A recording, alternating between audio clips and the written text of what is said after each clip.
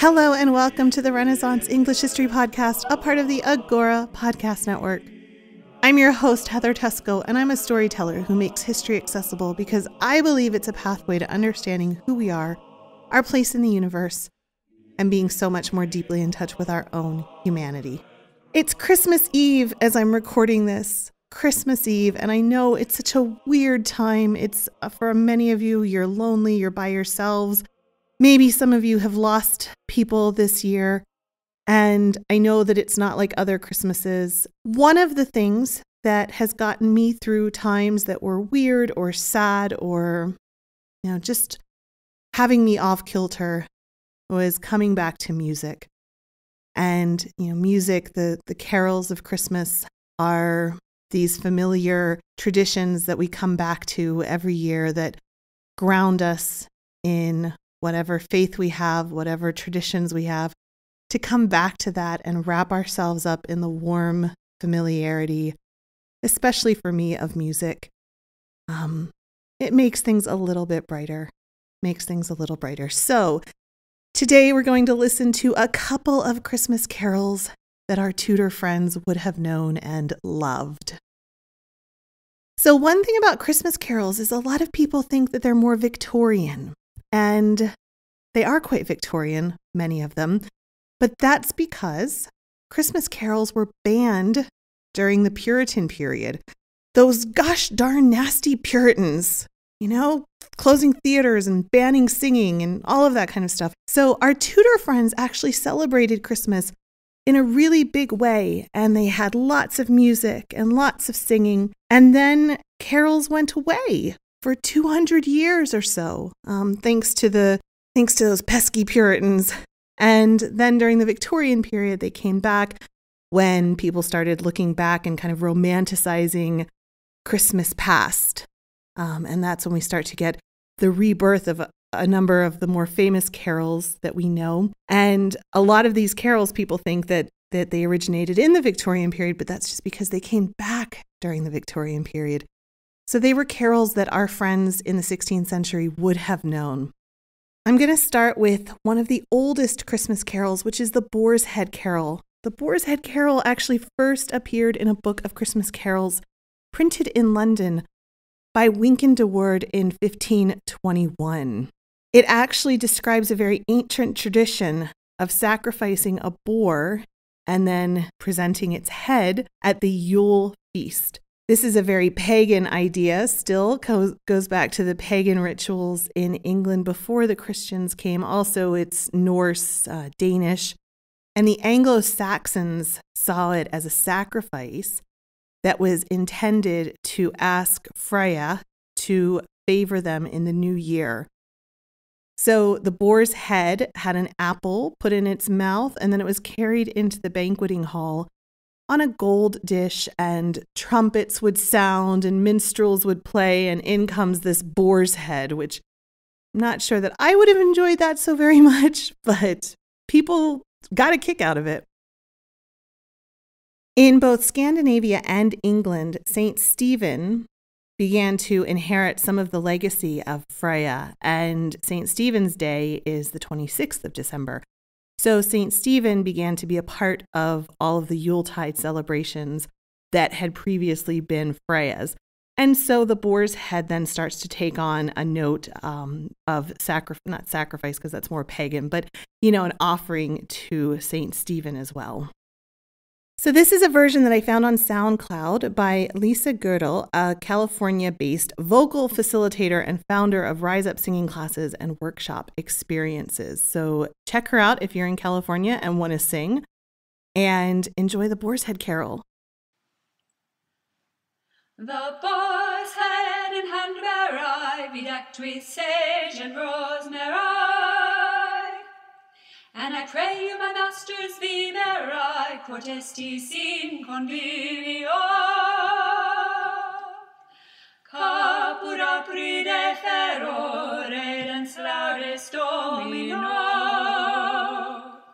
The boar's head, as I understand, is the rarest dish in all this land. which thus bedecked with a gay garland, let us servire cantico. Caput apride ferro, redens laudes Domino.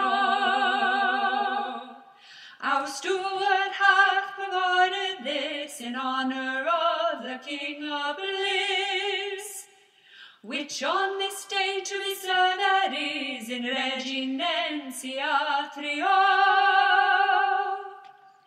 Caput apride ferro, redens laudes Domino. Next up, wassailing. Here we come a-wassailing. So the wassail carol dates from about the mid-19th century, the one that we know. Here we come a-wassailing. But the tradition of wassailing goes back to the 12th century in England. And what people would do was go from door to door, like carol singing, and they would go bring cheer and be friendly and have like a lovely time partying with their neighbors, almost like a pub crawl, but with your neighbors, right? And when you would show up at your neighbor's house, ready to sing and party and have fun, then they would give you back the communal wassail bowl, which would be mulled wine, spiced wine. And so this whole tradition of going around from house to house singing carols and generally having a good time and partying with your friends on a cold winter night and sharing the communal wassail bowl is what people sing about in Here We Come a-Wassailing. So this particular song, like I said, the melody comes from the mid-19th century. So the melody is Victorian. But people would have been singing a version of this song during the Tudor period and even before, because it does go back to the 12th century.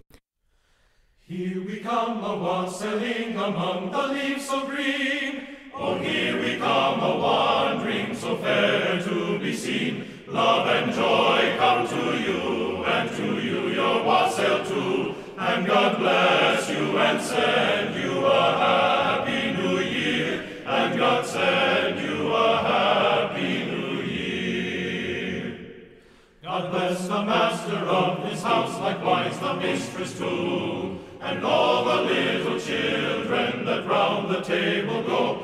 Love and joy come to you, and to you your wassail too. And God bless you and send you a happy new year. And God send you a happy new year. Perhaps the carol that had the most history that I'm particularly interested in is the Coventry Carol. The Coventry Carol comes from the 16th century. It was originally performed in Coventry in England as part of one of the Coventry mystery plays. This particular one was the Pageant of the Sherman and the Tailors. So it talks about the Christmas story from chapter 2 in the Gospel of Matthew, and it refers to the massacre of the innocents in which Herod ordered all the male infants under the age of 2 in Bethlehem to be killed. And it sort of is the form of a very sad, very dark lullaby sung by the mothers of the doomed children. The oldest known text of the Coventry Carol was written down by Robert Crewe in 1534, and the oldest known setting of the melody is from 1591. The mystery play itself was one of these kind of traveling mystery plays that people would do to tell the story of the gospel, to tell the story of Jesus. And the Coventry mystery plays were very famous, performed by the city guilds. And we talked in the history of theater episodes that I did several years ago about these early traveling mystery plays and how they preceded the Elizabethan theater. And they went away during the Reformation. Now, Robert Crewe, who wrote down the text in 1534, he was sort of the manager of the mystery plays, and he often would play the part of God in the Draper's Pageant. And he also would mend and make costumes and props as well. Now, during the mid-16th century, of course, the religious changes meant that the mystery plays went away. But Crewe's book, where he wrote all of this stuff down, did survive, and then it was published in 1817 by a Coventry antiquarian. And this was really lucky because the original manuscript went on to the Birmingham Free Library and was destroyed in a fire in 1879. So the translation by the antiquarian are the only sources we have left. In the pageant itself, the carol is sung by 3 women of Bethlehem who enter on the stage with their children immediately after Joseph is warned by an angel to take his family and flee to Egypt. Now, interestingly, the mystery play series was usually performed in the summer, so this wasn't a Christmas carol per se, but it is a song that our Tudor friends would have known, and it became much more famous after being featured when the BBC's Empire Broadcasted Christmas in 1940 broadcasted. It was right after the bombing of Coventry in World War II, and the broadcast concluded with singing the carol in the bombed-out ruins of the cathedral, which would have been very moving. I think the Coventry Carol has a really long, really interesting history. It's a very sort of dark song, like I said, talking about these children being killed by Herod. But it's a very beautiful song too, and it has a lot of history. So enjoy this version of the Coventry Carol. Lule, lule, thou little tiny child, bye bye, lule, lule.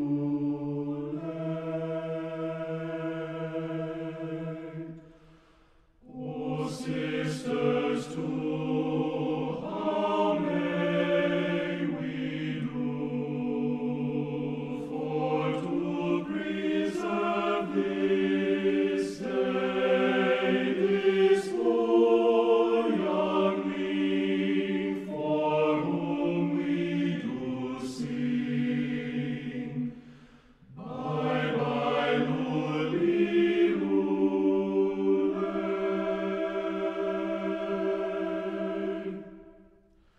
Lule, lule, thou little tiny child, bye bye, lule, lule. Herod the king in his raging charged he hath this day his men of might in his own sight. All young children to slay.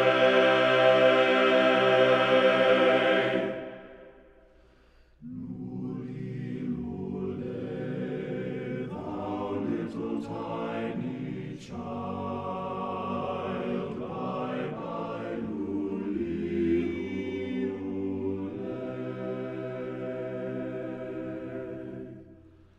That woe is me, poor child, for thee, and evermore and day, for thy parting neither say nor sing. Bye bye, lule, lule.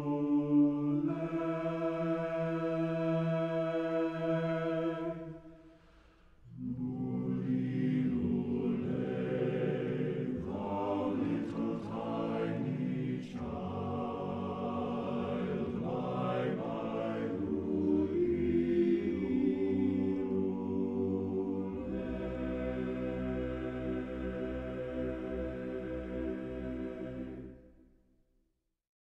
Finally, we have Lo How a Rose, which I think might be one of my favorite carols. Oh, there's so many good carols. I can't choose a favorite. Every year I try and think about a favorite, like In the Bleak Midwinter is beautiful, and Once in Royal David City, and Lo How a Rose is always up there.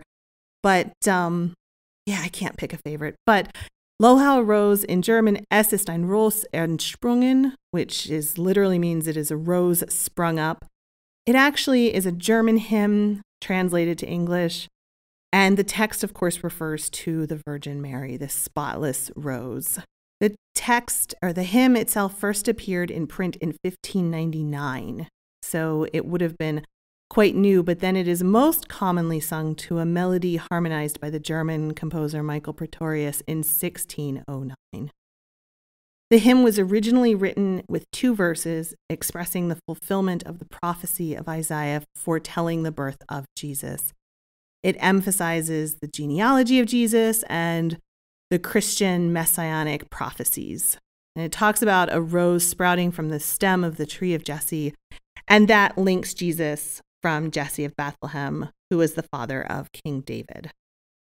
And the verse specifically from the book of Isaiah is, "And there shall come forth a rod out of the stem of Jesse, and a branch shall grow out of his roots." That's Isaiah 11:1. Now, the poetry has been featured in Christian hymns since the 8th century, when Cosmas the melodist wrote a hymn about the Virgin Mary flowering from the root of Jesse.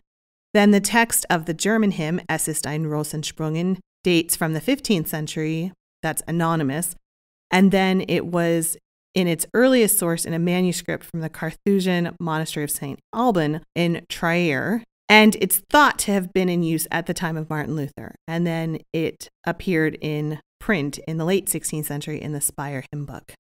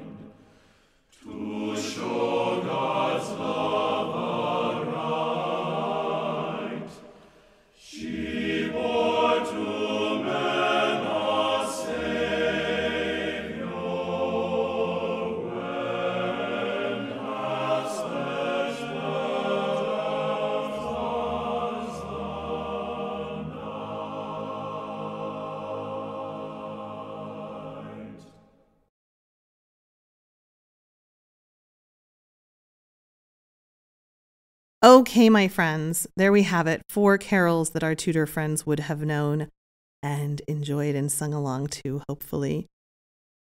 So I will be back with a proper episode. I'm going to talk about the Tudors' relationship with one of my favorite places on earth.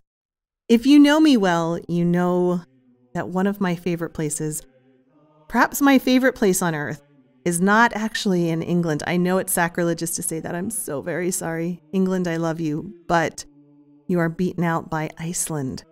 So I'm going to do an episode next on the Tudor relationships with Iceland because they had some. Isn't that crazy? Again, I know it's such a weird year. And if you are lonely, if you are having a really miserable Christmas this year, I'm sorry, and you know what? It's okay. You don't have to pretend to be having a happy Christmas. This Christmas really sucks for a lot of people. And I hope that, we can fall back on these traditions that have kept us going through millennia.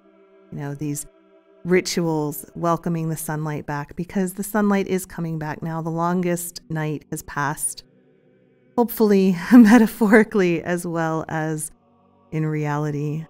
If you haven't gone out and looked at the Christmas star yet, I recommend you do that if you're able to. And it's the first time in 800 years, I think they said, this conjunction of Jupiter and Saturn is visible at Christmas time, and it's the Christmas star. You know, when I was looking at it, I was thinking about all of the people in the world who were looking at the star at that time, and all of the people, and I call it a star, it's two planets, but you know, the Christmas star, and all of the people throughout history who have looked and wondered at it, and how we are all a part of something so much bigger than we can understand. You know, they're all just part of something much bigger, and your story is part of my story, and my story is part of your story, and we're all linked together in this thread of humanity, in this beautiful quilt. And, you know, I hope that if you have faith, you can lean on your faith this year.